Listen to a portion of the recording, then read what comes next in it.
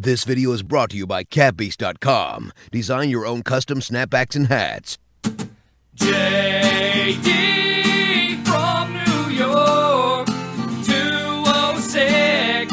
It's time for Off the Script. Big Show and Ryback, Strowman and Roman. Get off my fucking TV and save me the misery. And all you fucking goons, just grab a cold beer. The man of the hour is finally here. JD from New York, 206. It's time for Off the Script. JD from New York, 206. It's time for Off the Script.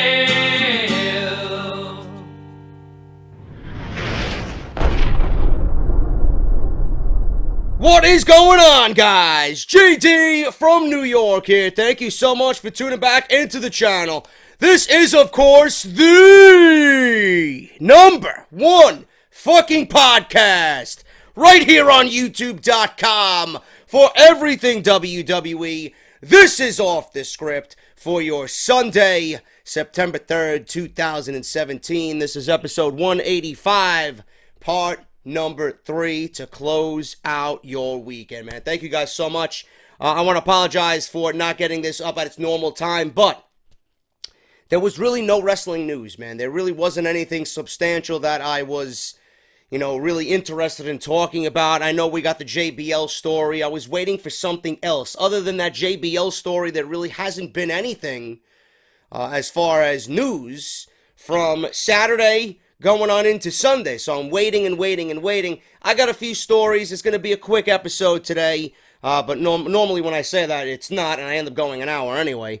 But we got some pieces of information for you today, some news stories today on Off the Script. So that is the reason, if you guys are watching me on YouTube, why it wasn't uploaded at its normal time at 11 a.m. But we got some news stories we're going to go over today. It's episode 185, part 3 for your Sundays. If you guys missed anything previously, Friday and Saturday, we got a lot of stories in those videos, man. So make sure you guys go and check it out. Parts 1 and 2 on the channel right now. They will be linked within the annotation that you see in this video. We talk about John Cena and Roman Reigns, the original plan for John Cena versus Roman Reigns, and when WWE wanted to do the match, if it wasn't going to be at No Mercy, how Samoa Joe's injury really kind of derailed all those plans. What was the original plan for both of those men heading on into the later half of 2017? We talk about the sexy star Rosemary situation. I give you guys my opinion on that. Dolph Ziggler reportedly leaving the WWE in October.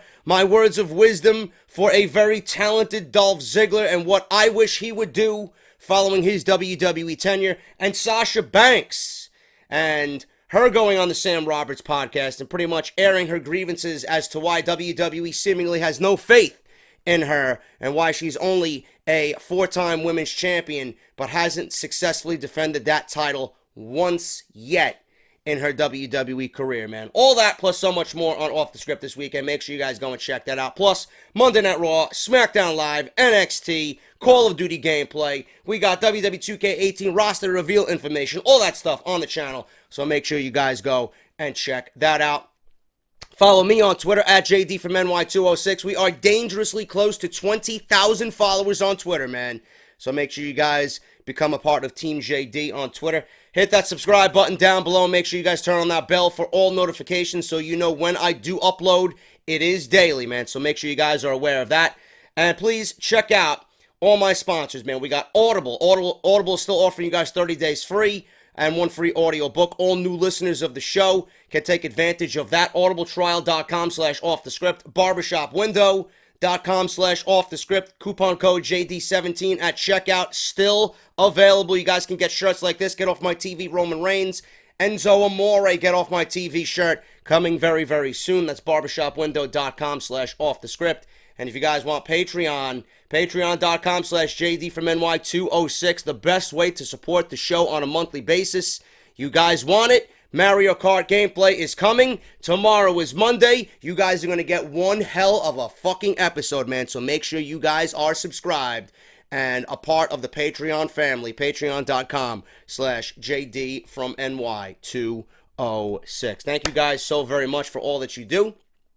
Let's get right on into the news, man. We're going to start off with this story because I found this to be most interesting, man. And you guys know how much I love the recent WWE theme songs, man. Nakamura, we got Bobby Roode, Aleister Black, we got Kevin Owens, Sami Zayn, guys like that. Where do you think that music came from, man? Was it Jim Johnston? No, it was not. WWE's all-time great music composer. No, it was not. It was CFO. CFO is responsible for a lot of WWE's new theme songs, man. And you might have heard this weekend that CFO was not working with WWE anymore, which to me, when I read it, was very disappointing. That WWE was going to go back to the old school way of doing things, with Jim Johnston doing the music composure, and he was going to be the man behind all the WWE themes going forward. So you might have heard the name CFO in reference to the entrance music in WWE, like I said. The duo of John Paul and Michael Conrad Lowry are responsible for a lot of the current theme songs in WWE today. This includes Sasha Banks, Dean Ambrose, Seth Rollins, only to name a few, Bobby Roode, Shinsuke Nakamura, Kevin Owens, Sami Zayn. You know, I believe they did the new theme for Gable and Benjamin. So you guys can go check that out on YouTube. I'm sure someone has posted that already. But there's a rumor going around that WWE had gotten rid of them this past weekend. CFO took to Twitter to shoot down these rumors. So they tweeted, rumor going around that we are no longer working with WWE. Fake news, with a little smiley emoji. They also recently just did Shelton Benjamin and Chad Gable's theme song for WWE. Someone asked them on Twitter, hey CFO, did you make Gable and Shelton's theme? If so, amazing work. I love it so much. Can't wait until it's released. They said on Twitter in reply, yep, that is us. Thank you. So it looks like we can put this rumor to rest. CFO is still working with WWE. I don't know why they wouldn't be working with WWE. A lot of the most popular theme songs in today's WWE, a lot of the most popular theme songs in the history of this company have come from CFO. I mean, most notably Shinsuke Nakamura and Bobby Roode. I mean, can you get any better than that? Those are two of the greatest theme songs in the history of WWE. Easily. Now, you might not think so because you're an old school head, but to me, you know, theme songs nowadays, which, I mean, the old school people are probably going to say, you know, that's what gets guys over nowadays is a cool theme. You know, but it all adds to the overall appearance and the overall package of a WWE superstar today. One of the most valuable things nowadays is a fucking theme song. You know, look at how, and an entrance.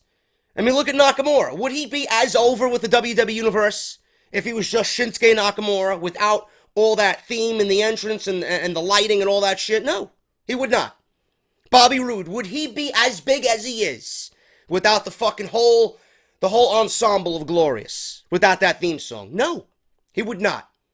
Aleister Black with that entrance and that theme. You look at that, you mean to tell me Aleister Black's going to be over as he is now with just a regular standard, you know, hard rock theme? You know, it's like magic. These guys have created magic. They have done such a great job. To me, these guys, they sit down and you know, they look at the character and they look at who is going to be in need of this theme song, and they write specifically to what their character is going to be. And it works out beautifully. Bobby Roode, look, he comes out wearing the robe, he's cocky, he's this and that, he's glorious. Aleister Black, his theme is perfect for what Aleister Black represents on WWE television. You know, Dean Ambrose with that little motorcycle revving up in the theme song. Seth Rollins, you know, the little adding of Burn It Down. That chugging heavy metal guitar riff. I wish they'd change it a little bit, but you know, it fits Seth Rollins. Kevin Owens theme song, Sami Zayn's ska theme song. You know, it all fits.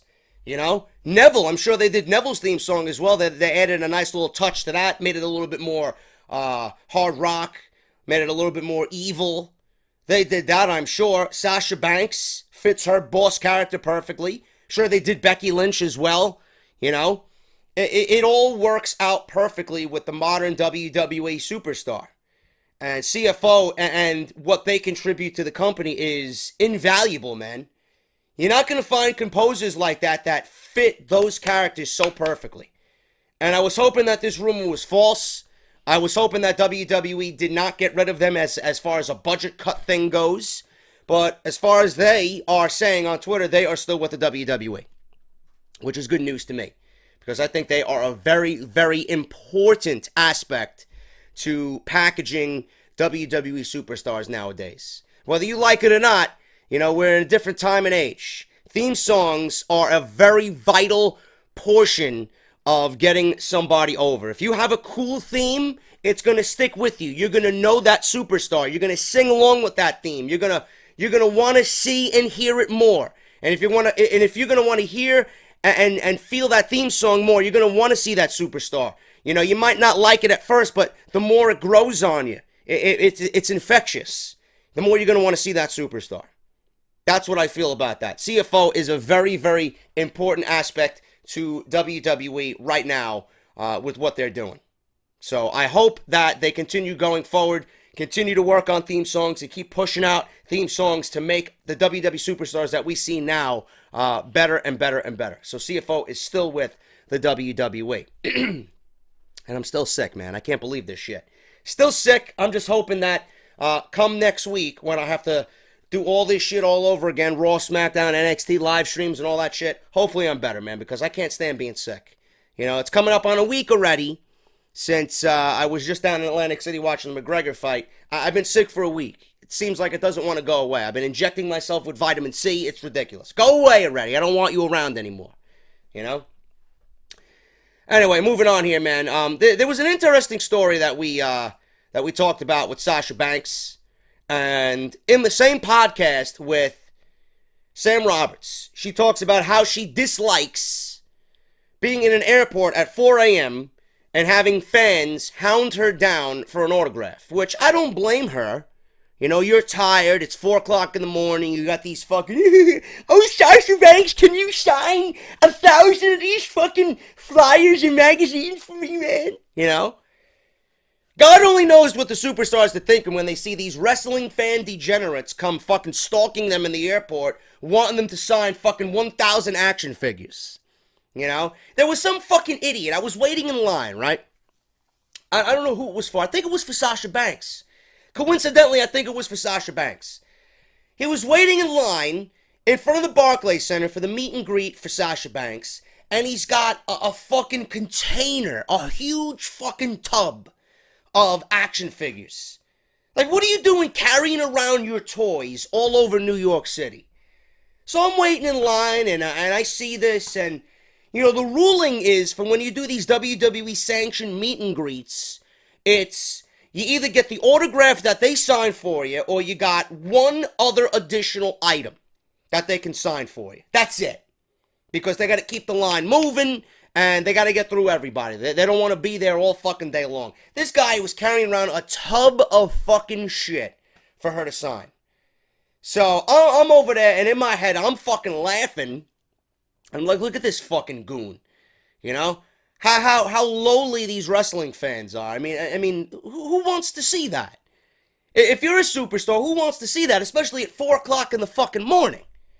You know? So I can feel their pain. But on the other hand, you know, you should be lucky that you're in the position that you are, that you make such an impact on people's lives to the point where people coming up to you wanting to say how much they appreciate you, wanting to talk to you about how big of an influence you are on their lives, and how much of a role model you are to their children. You know, you should be very gracious about that aspect of it as well, no matter what hour of the day. But I understand some of these wrestlers, they go through a bunch of shit with fucking people stalking and going out of their way when the wrestlers keep everything fucking private. These fans, these super fans, go out of the way to stalk what hotels they're staying at. When these wrestlers don't tweet or do anything about saying where they're going to be. You know, that, you know, they're in the city, and these fans, they're probably tracking down and waiting outside every fucking hotel in the area to see if, oh, Sasha Banks is staying at this hotel under some fucking fake name, you know? That's ridiculous. That's a little too much. We don't need to be doing that. But Sasha Banks talks about how much she hates being bothered at hotels and airports. Sasha Banks was recently interviewed from the Sam Roberts podcast. Sasha spoke on a wide variety of topics about her career. We discussed this on Off the Script this weekend about how she feels WWE has no faith in her and why she can't hold on to the WWE Raw Women's Championship for more than 1 week. We discussed that already, and I went on a nice little rant about how I think Sasha is deserving of a nice title reign because she's the best female performer on both Raw and Smackdown right now. That was my case. And we go over why Sasha Banks should be the women's champion because it makes more sense for her to be right now the women's champion instead of having a heel in Alexa Bliss have the championship again. So if you guys want to go listen to that, I believe that is on part number, I think it's on part 1. I'm not really sure. I'm so fucking cloudy this weekend. It's on this weekend's podcast. If you missed anything, link will be in the annotation. But during the interview, Sasha was asked if she had worked on her airport face. This was a reference to some photos of Sasha not looking too thrilled with having to take a picture at 4 in the morning after a long flight. She responded, "You want me to talk about how much I hate being bothered at the airport or hotels?" Then she goes on to say she understands, since she was a wrestling fan growing up, that you want to meet your favorite wrestlers. The problem is that, you know, with that, she has a problem with the fans camping out at her hotel or airport to meet her. And she says, and I quote, "To me, that is stalking. I don't tweet out what hotel I'm at. I don't tweet out what airline I'm flying out of. I do tweet what arena I will be performing at. So I do expect the fans at the arena, and I'm happy to sign at the arenas. That is fine, because I'm telling you where I'm going to be at. If I see you in public, that is fine. When I'm at the airport at 4 o'clock in the morning and I see somebody with a carry-on and they open it with 100 items of everyone and they are bothering everybody to get an autograph, and then I see it on eBay, that is not okay to me." She also told the story of how she got flown home on a random day after getting injured. There was no reason for fans to know when she was flying, and there was a huge line waiting for her. She asked the fans how they found out she was coming. "Oh, we called the airport and we asked if you were flying in anytime soon and give us a phone call." I go, "Give me this, leave me alone." And that is not okay. That is private information, and to me, that is stalking. That is creepy. She makes it clear that she loves meeting her fans at the WWE shows or autograph signings. She isn't too thrilled with fans camping out at her hotel or the airport. I don't blame her for that. If I'm flying in at 4 o'clock in the fucking morning, I don't give a fuck I don't give a shit who I am. I don't want to fucking see you. All I want is to get to my fucking destination, get in bed, and go to sleep and get ready for the next day. If you're going to be at the show or waiting in line at the arena, I'll sign whatever the fuck you want. But at 4 o'clock in the morning, I want to be left alone, bro. You know? If you don't have a fucking coffee for me, at least, I don't want to talk to you.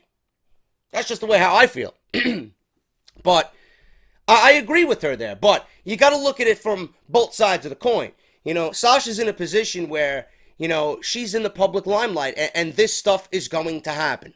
You know, there's no sense in complaining about it. It's going to happen. You are a public figure. You are one of the most popular women that WWE employs. You are on television every single week. You are in entertainment. This is expected. It comes with the territory. So don't complain about it, because it's just going to make you look like a fucking asshole. You know? Don't complain about it on a public setting. It really makes her look like a bitch now. All you have to do is say nicely, "Guys, I really don't appreciate, you know, you guys coming to the airports or the hotels. It's not really the time and place to do so. I've had a long day. I had a long flight. All I want to do is get to my hotel room." Leave it at that. If you guys want something, if you guys want to meet me outside the arena. I'll be performing tomorrow night. I'll have a few words with you. I'll sign whatever you want, this and that, and just leave it at that. But it comes with the territory, man. You know, I understand that she doesn't like it, but you don't got to be a dick about it. And the same thing goes with the Randy Orton situation. I fully agree with Randy Orton. Like the last story that we had where he used the F-bomb on some fan because he was training in a gym and some fan wanted to go up to him while he was training and ask for an autograph, wait for the fucking guy to be done. Wait for the guy to be done. I can see it from both sides and both stories. This is Sasha. This is her working. You think she wants to be on a fucking airplane at 4 o'clock in the morning? You think she wants to be in an airport at 4 o'clock in the morning? To her, that's working. She's on the clock. Just like Randy Orton was on the clock. Wait till I'm fucking done. And then I'll talk to you, and then I'll sign whatever the fuck you want. I'll take a picture with you. Whatever. But Randy Orton's at the gym. He's on his time. That's his schedule. He's working. He's got to get his workout in. That's part of his day. Same thing with Sasha Banks. You know? So, maybe go about it in a different way. And that's just my opinion on that. But I would feel the same way as Randy Orton. I would feel the same way as Sasha Banks. You just got to go about it in a nicer way. Don't get nasty with people. Don't give off the impression that you're a fucking asshole. You know? But it's tough to disagree with how they're feeling. Would you want to be bothered at 4 o'clock in the morning? I know I wouldn't. Is what it is. So that seems to be an interesting podcast, man. I might have to listen to that and see how the vibe is when she's discussing all this shit and how she comes off. You know, because she had a lot to say, apparently, in this show. So, she already mentioned about how she feels WWE has no faith in her. You know, you're going on a fucking public podcast like that, someone who's obviously on WWE's payroll since he's on every fucking pre-show, you know, it might not bode well for Sasha Banks if she's kind of letting her grievances out there with how WWE's booked her. You know, we'll see what happens in the coming weeks and about how Sasha's booked, because I even said it this weekend. I don't see where the fuck she fits in now. She's not going to get another chance at the Raw Women's title. I think I'll move to SmackDown Live if there's another brand split, or if another shakeup, rather, for the brand split. If there's another shakeup, how I think it would be beneficial if she moves over to SmackDown Live. Because clearly the people on Monday Night Raw, they either have no faith in her, they're either that or they're fucking stupid, you know? So I think a move to SmackDown Live would be beneficial for Sasha Banks. Move Charlotte back over to Monday Night Raw. If Asuka's going to be over there, I would move Charlotte back over to Monday Night Raw and you build to that mega match at WrestleMania. That's just the way I do it. Move Sasha over to SmackDown Live and have her be the queen of SmackDown Live. I think she deserves a nice run with the title. Her body of work has been the best coming out of WrestleMania. And if you are the best at what you are doing for your division, you should be the champion. Simple as that. Simple as that. Alexa has not been the best. Sasha's been the best. And to me, that is worthy of a championship title reign. Same thing with the Usos. I don't know why they lost the fucking titles. They have been the best at what they've done in the tag team division. Why would you take the titles off of them? Doesn't make any sense. When the Usos are not the best, and when someone else comes along and proves their worth, then you could talk about a title switch. Until then, no. WWE should have stayed with Sasha. And I don't want to get into it again, because to me it makes no sense. It really makes no fucking sense whatsoever. Ric Flair released a video on Twitter, and it's very odd. It really is odd to me, man. I don't really get this. You know? As many fans know, Ric Flair has been dealing with some serious health issues over the past several weeks. It was a scary time for Ric Flair and the fans of the Nature Boy, but with support and prayers coming in from all around the world, over this past weekend, he seems to be in good graces. Ric Flair releases a video message to the fans, and he's wearing an I Ain't Dead Yet Motherfucker t-shirt. I don't understand this. Seems like it's all a fucking joke, you know? Nobody wanted to really reveal what was wrong with him, at all. And I noticed that. My brother noticed that. Nobody was talking about what was ailing this guy, you know? Mean Gene comes out and says it was something with his colon. And then his wife comes out and says it had nothing to do with his colon. It was a multitude of different things that were just going wrong. What the fuck were they? What the fuck were they? Why are you leaving everybody guessing what is wrong with Ric Flair? What is the secret about what is ailing Ric Flair? I mean, it's kind of disrespectful to the fucking public and to the fans, you know, of this guy, who give this guy money, who have supported him through years and years and years and years, buying his merchandise and coming out to the shows and supporting Ric Flair. What's the fucking problem? Why can't you tell us? Why can't you be decent enough to fucking tell us what's going on with this guy? We still got no answers.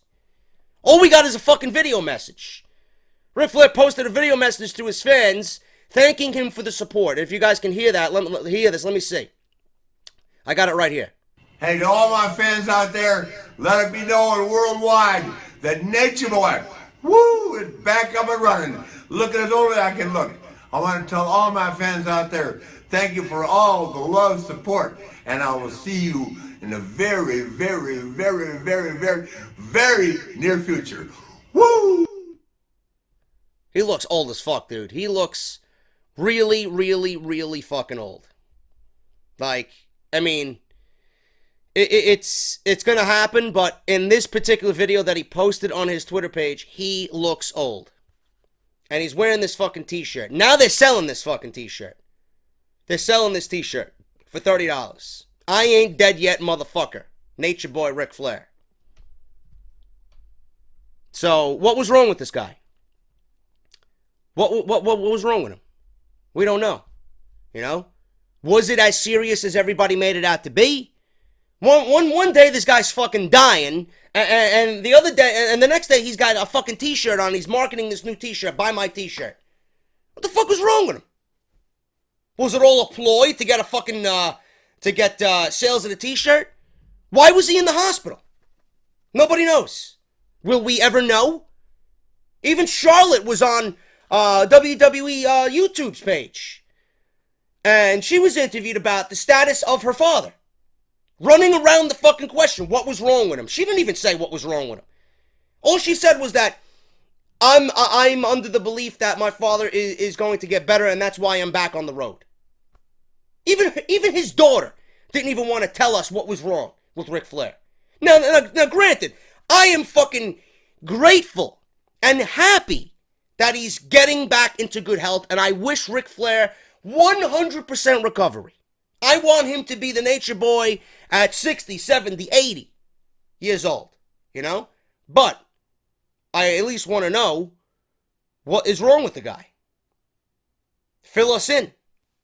Let me know what's going on.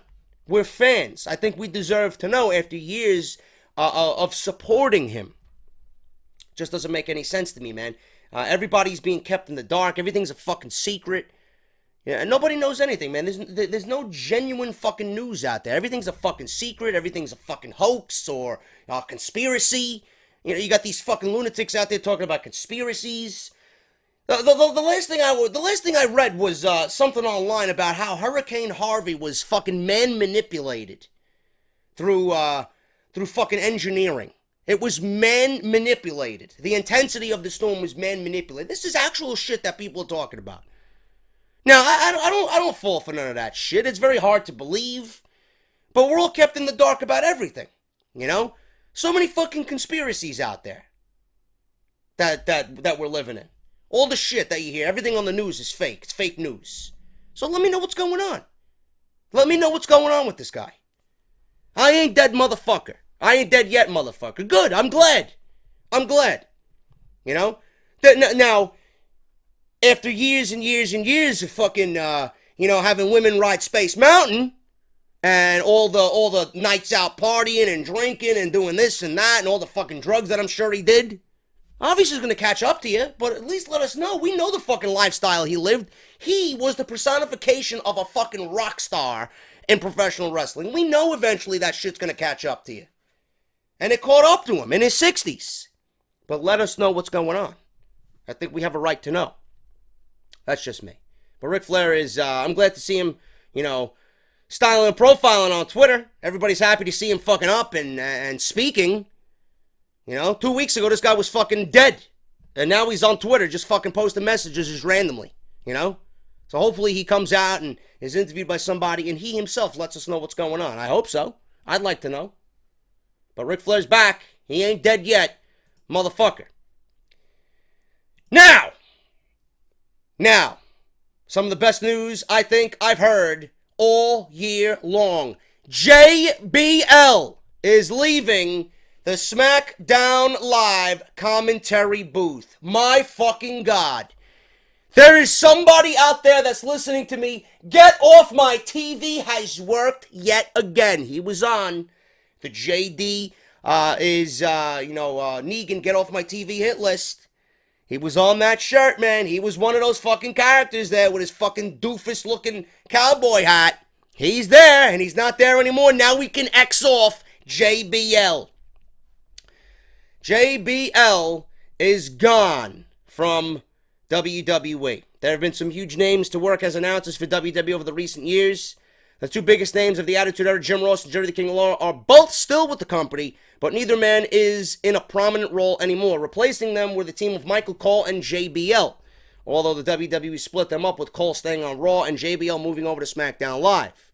With that said, JBL just announced on Twitter this Friday that his time as a WWE announcer is coming to an end. In his post, JBL stated that he has given the decision a lot of consideration and decided to step down in his weekly role as SmackDown Live color commentator. This came after a year of controversy where JBL was accused of backstage bullying and pushing former SmackDown Live lead commentator Mauro Ranallo out of the company. JBL denied the allegations and Mauro refused to acknowledge them. Since that time, Ranallo came to an agreement to return to the WWE and is now working for the NXT brand, while also calling the recent McGregor-Mayweather fight on Showtime pay-per-view. In the meantime, fans have booed JBL more and more when he came out and made appearances on SmackDown Live. It is likely that the fan reaction played no part in his decision to step down as SmackDown Live color commentator, though, as he lived the life of a heel throughout his WWE career. So JBL's next career steps. JBL does not really need the WWE at this point in his life. He's become a very successful businessman financially thanks to investments and business decisions, and his wife is also independently successful as well. JBL did say that he will remain a part of the WWE family, and that likely means that he will keep his roles on the WWE Network with shows that he takes part in, as well as promotional appearances. He also said that he will remain closely involved with Tribute to the Troops, which he helped found, as well as Wrestlemania events. However, JBL said that his main goal is, when it comes to freeing up his time by stepping down from SmackDown Live, is to focus on his charitable work that started back in 2010 for communities and at-risk kids. JBL founded Beyond Rugby Bermuda in 2010 and said that it was one of the top charities to work with at-risk kids as well as gang-focused youth intervention. Sounds like JBL will be keeping busy and finally come to a decision that helping kids is more important at this point in his life than calling WWE action. The WWE has not announced who will replace JBL on SmackDown Live and the announce team. So that is the reason why JBL stepped away. He's going to focus on his Beyond Rugby Bermuda charity that he founded in 2010. That's good for him.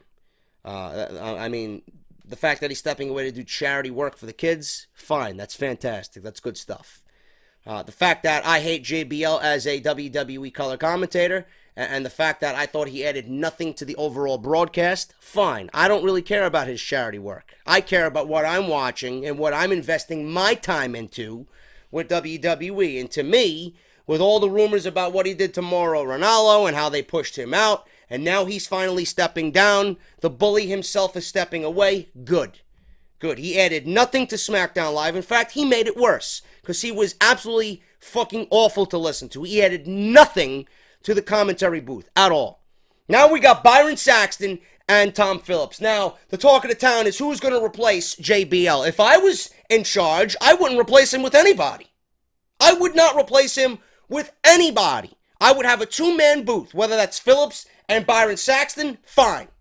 People are talking about Renee Young stepping in and being that third man or that third person in the three-man commentary booth.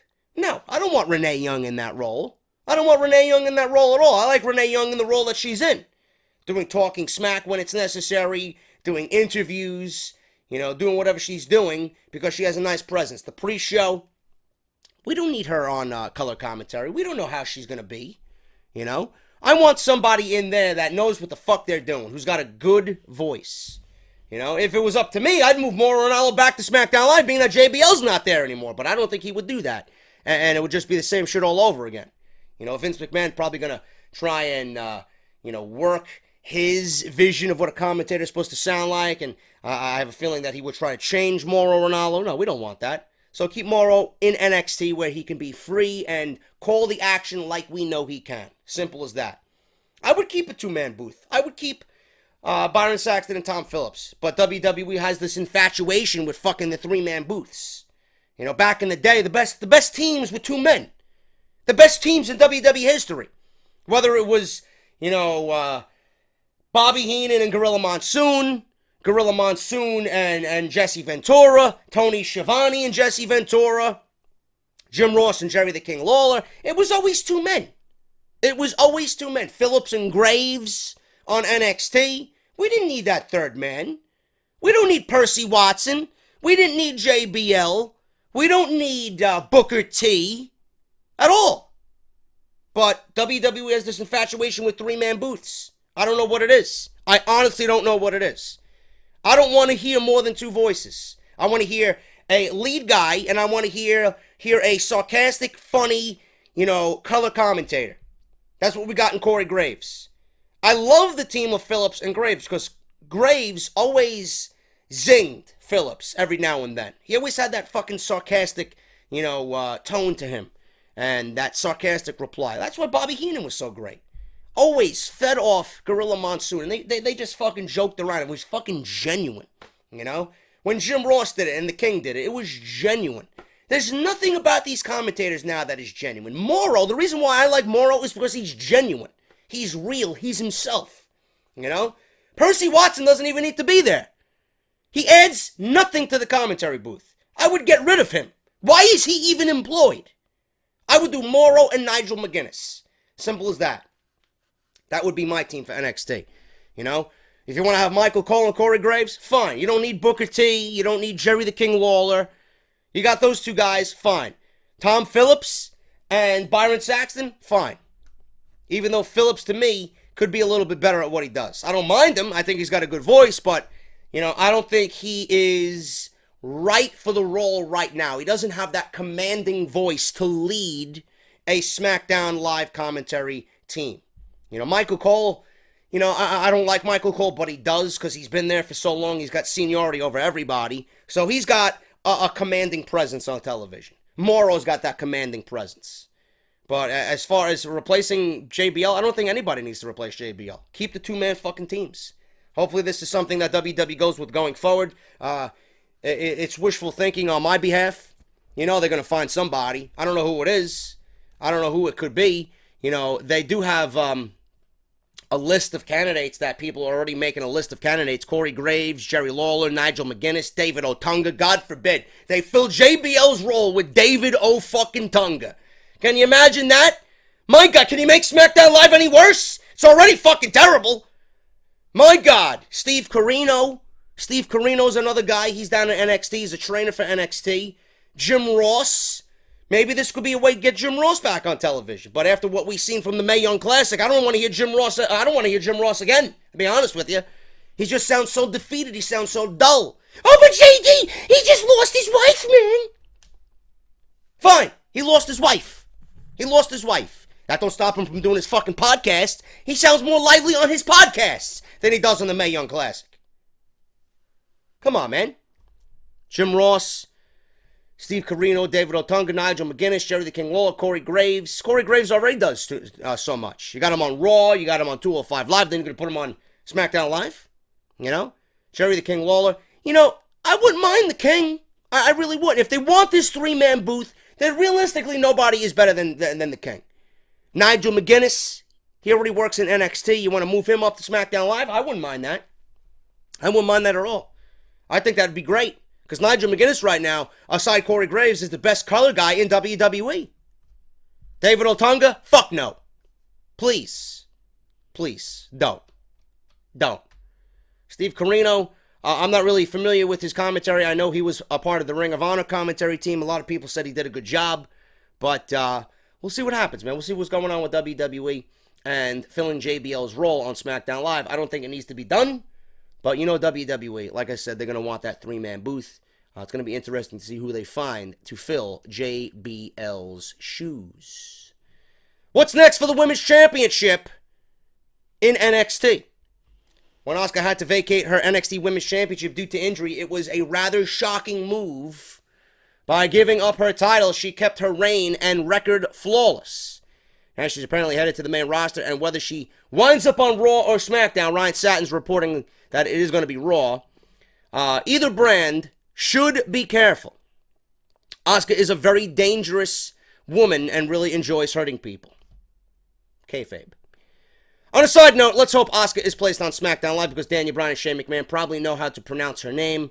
Seriously, watch the SummerSlam kickoff show carefully because Kurt Angle called her Asuka. Asuka. It's all covered in the new book, Planning the Biggest Party of the Summer 2017. I don't know who the fuck wrote that, but apparently it's one of these fucking writers that I took the article from. I don't know his name, nor do I care. But the real question remains of what is going to happen to the NXT Women's Championship. Dave Meltzer recently said on the Wrestling Observer Radio, I do know it was talked about that the finals of the Mae Young Classic will be for the championship. But those are just discussions going on right now because it may still be up in the air. They could decide to set the winner of the Mae Young Classic as the number one contender and put her against someone like Ember Moon to determine the new champion. Whatever WWE does to crown a new women's champion in NXT, they will have huge shoes to fill. It will be practically impossible to make the same kind of impression on NXT as Asuka did, but they're still probably very willing to try. Well, there's a reason why they have really pushed Kairi Sane as the next big thing in ladies wrestling in WWE.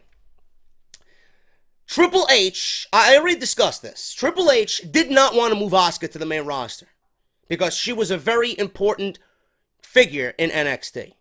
You know, she was the anchor that held that division down. If they didn't find anybody even close to filling Asuka's shoes, they wouldn't have moved her up. That's where Kairi Sane comes in. I think Kairi Sane is going to be the woman who fills Asuka's shoes. She's got the personality, she's got the charisma, she's got the character, she's got the gimmick.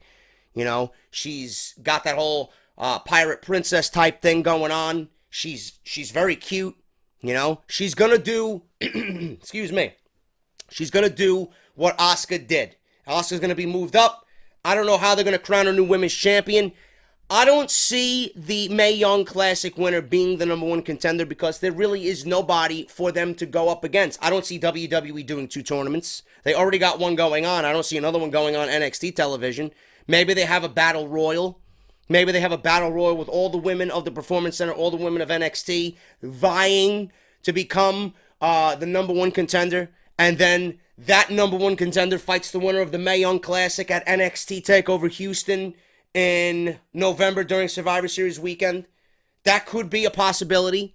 You know, depending on who you talk to, they don't want the Mae Young Classic winner to be crowned the champion. I don't know why. I wouldn't mind that. But, you know, it remains to be seen.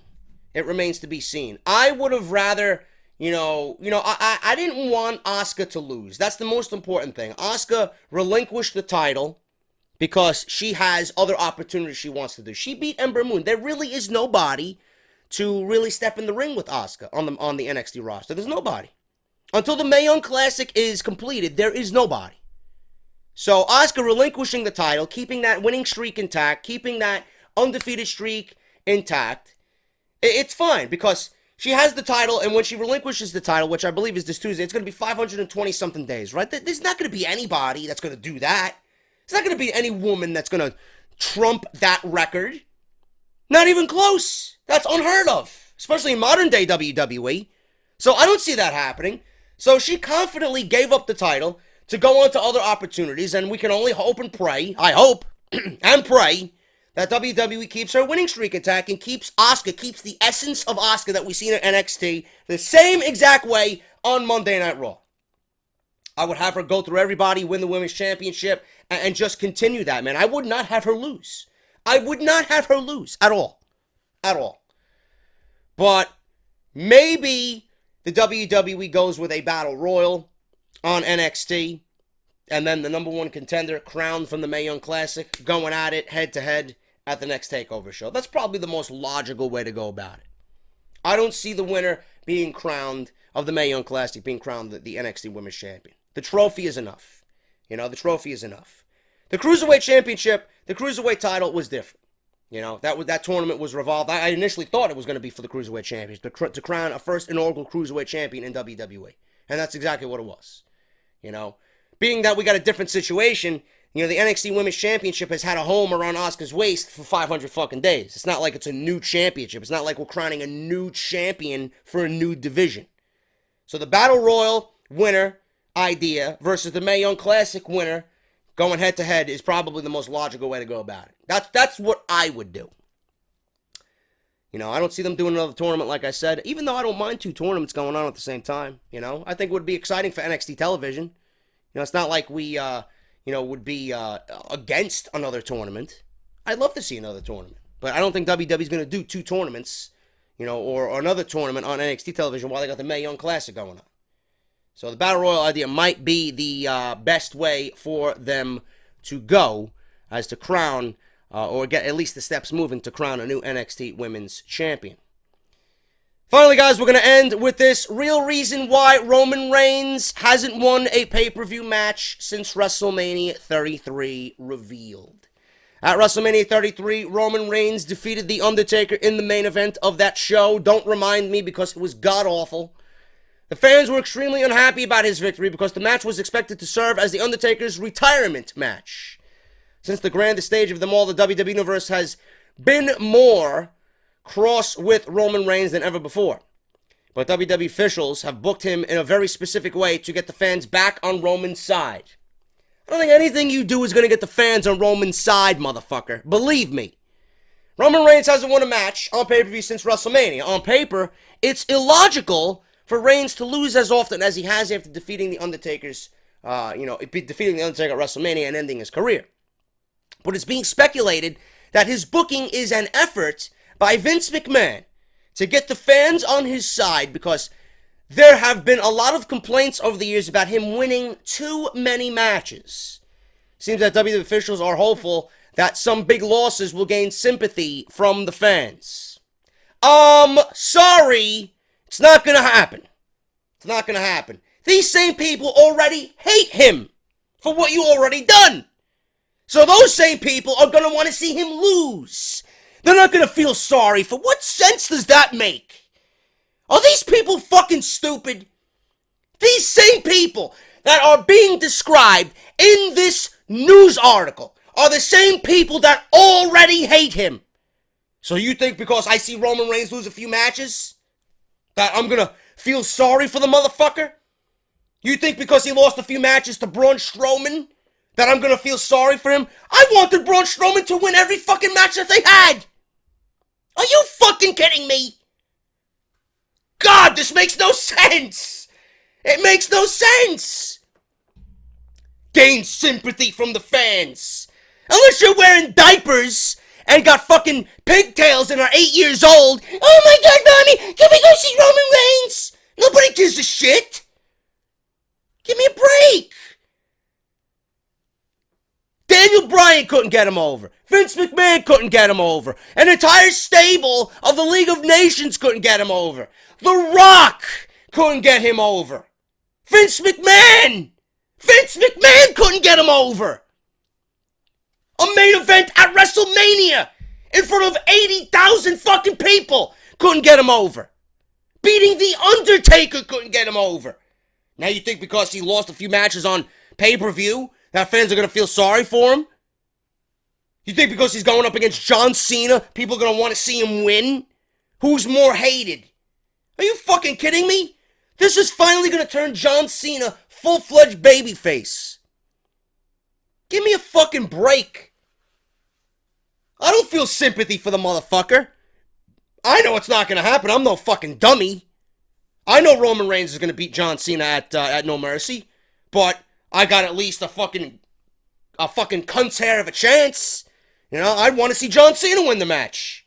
Of course I would. I don't give a fuck about Roman Reigns. After Monday, we know Roman Reigns is not the man. Can barely cut a fucking promo. A lot of people would argue that Roman Reigns losing big matches on a regular basis is exactly what WWE fans want. So booking him this way will only enforce his dynamic with the WWE Universe. John Cena was brought back to Raw specifically to work and put over Reigns. It's unclear if the WWE Universe will favor Cena or Reigns in their rivalry, but the odds are likely they will stand behind Cena over Roman. Yeah. It's either they stand behind Cena and they want to see Cena win, or it's going to be who's most hated. Who's going to get the most hate in Los Angeles? Is it going to be Cena or is it going to be Reigns? Nobody's really going to give a fuck about this match. The match means nothing. We know why WWE is doing it. You ever see that? Every time Roman Reigns is booked in a certain way, or every time Roman Reigns is booked with somebody, we know why WWE is doing it. That's a fucking problem. That's a fucking problem. So, I don't know what's going on, but WWE thinks this is going to work. Nah. Nothing has worked for 4 years. This last-ditch effort, getting the fans and trying to get sympathy from the fans, is not going to work. WWE officials are still determined to make Roman Reigns the top babyface in the company. On paper, that is his role, but the reaction he receives on WWE programming makes it hard for him to really embrace that role. Obviously, WWE officials booking him to lose more often is an attempt to make Roman an underdog against monsters like Braun Strowman or Brock Lesnar. That doesn't mean people are going to want to see him beat those guys. Come on, bro. If you have any type of brain in your head, are you honestly going to want to, cheer on Roman Reigns over a Braun Strowman? Who would you rather see? Brock Lesnar, Braun Strowman, or Roman Reigns? Roman Reigns is not the answer. Believe me. That's the majority of the fucking people with a brain. WWE casuals, fuck no. Roman Reigns is still headed for a massive match with Brock Lesnar at WrestleMania 34 next year. That's the plan. But as far as I see it, this is another thing. Everybody's already on the bandwagon for a Lesnar-Roman Reigns match at WrestleMania 34. You do realize that Brock Lesnar, now, if they alter his contract in the coming months, fine. But as of right now, Lesnar's not scheduled to be on TV for the rest of the fucking year. So you mean to tell me you're going to have the Universal Championship off television for the rest of the year? October, November, December, and most of January, because the Royal Rumble is the last week of January. That's 3.5, close to 4 months without the Universal title on television. You're okay with that? As far as I see it, I see Braun Strowman beating Brock Lesnar and becoming the new Universal Champion. That's just the way I see it. That makes the most sense. Maybe he wins it back at the Royal Rumble, only to drop it to Roman Reigns. We'll see what happens. Maybe WWE does have Braun Strowman win the title. And that'll plant the seed of doubt. Well, maybe WWE's not going to do Lesnar versus Roman Reigns. And they'll go right back to it just to get the title on Raw. They'll revisit this rematch at the Royal Rumble, have Lesnar beat Strowman, and then have Lesnar go into WrestleMania and drop the title to Roman Reigns. I would not be shocked if that was the case. Because I don't see Roman Reigns and Brock Lesnar becoming anything of interest at WrestleMania. Why the fuck would you want to just sacrifice everything for the rest of the year going into WrestleMania for that fucking match? Are you fucking kidding me? Yeah, and then you're going to have him lose all these matches, and then you're going to get to that match, and Mr. Roman Reigns, the guy who's got to develop sympathy from the fans, losing all these matches. If he loses all those matches, what makes you believe I'm going to believe in Roman Reigns to beat Brock Lesnar if he's on this big losing streak on pay-per-view? That's going to make him more hated. Everything this man does has an opposite effect. Opposite. So whatever they do, whatever they're fucking, constructing, whatever they're devising, it's a waste of their time. Settle with the fact that this guy's a failure. Settle for the fact that nobody wants to see this guy. Nobody. There's no way around it. The WWE Universe knows that this right now, Lesnar and Reigns, is the plan. But the powers that be are going to need to try another angle if they want to see Reigns win the Universal Championship to a positive reaction from the WWE Universe. WWE officials have shown they are willing to deal with the poor response, but booking Reigns to lose isn't going to do him any favors in the eyes of critics. They're more happy to see him lose. Give me a fucking break, dude. Exactly what I just stated. Nothing will get this guy over. I'm going with Strowman. I'm going with the fact that WWE's going to have Strowman win the championship, be on Raw for the rest of the year with the championship, have another match with Brock Lesnar, win it back, Lesnar does, and then goes into WrestleMania and beats, or actually, I wish, and Roman Reigns beats Lesnar and becomes the Universal Champion. So they're going to plant that seed of doubt. Well, maybe they're not doing it now. Strowman's the champion. Come on, bro. You honestly think WWE is going to revert away from Lesnar and Roman Reigns? Lesnar is the end-all, be-all. They think by beating Lesnar, this guy's going to be more legit than he was. He just beat The Undertaker at WrestleMania. You don't get more legit than that, motherfucker. They're going to have him beat John Cena. You don't get more legit than that. Come on, bro. If he can't beat Braun Strowman, what makes you think he's going to beat Brock Lesnar? Look at the way Strowman manhandled Roman Reigns all these months. You think he's going to do any better against Brock Lesnar? But you know for a fact why WWE had Roman Reigns take the pin in the Fatal 4-Way. Guarantee you that's going to lead to something. Those are seeds planted. That's the Parmesan cheese being sprinkled on the fucking pasta. Watch. I know. They're going to fucking get one over my eyes, motherfucker. Roman Reigns is nothing but a fucking detrimental fucking disease on Monday Night Raw. It all revolves around him, and everything is fucking ruined. And we got to take different fucking routes on Raw with the Universal Championship because it's got to be Roman Reigns. It's got to be Roman Reigns. Why can't you give Roman Reigns an IC title? Maybe we could get somebody else in the main event that actually fucking deserves it. Bullshit. Roman Reigns sympathy.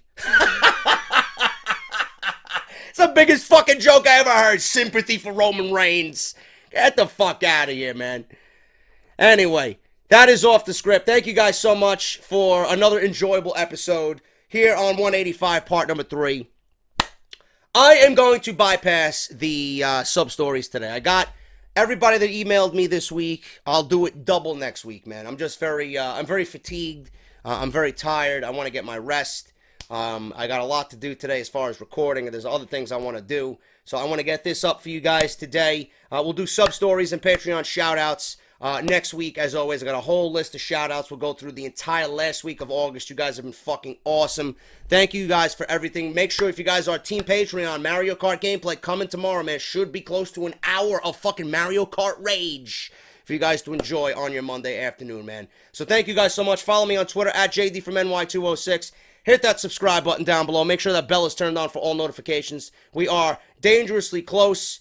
I think we are to 83,000, man. If we could get another 800 or so subscribers in the next couple of weeks, man, that'd be fucking great. 83,000. That would leave us 17,000 away from that elusive 100,000 and that YouTube silver play button, man. Patreon.com/JD206 if you guys want to pledge to the podcast and support what I do here monthly. Audibletrial.com/offthescript for all new listeners of the show. All new listeners of the show. 30 days free and 1 free audiobook for your iPhone or Android devices. Make sure you guys go and check that out. Audibletrial.com/offthescript. And Patreon. I did Patreon already. Barbershopwindow.com/offthescript for your merchandise like this. Roman Reigns, get off my TV. And coupon code JD17 at checkout. Still active. Make sure you guys do that. 20% off your entire purchase. I am JD. Thank you guys so much. I got a bunch of cool shit coming up for you guys. So keep it tuned to the channel. And I will see you right back here for next week. And more WWE content right here on the channel. I'm JD. Enjoy your Sundays. And I'll see you right back here next week with more great WWE podcasts. I'll talk to you later.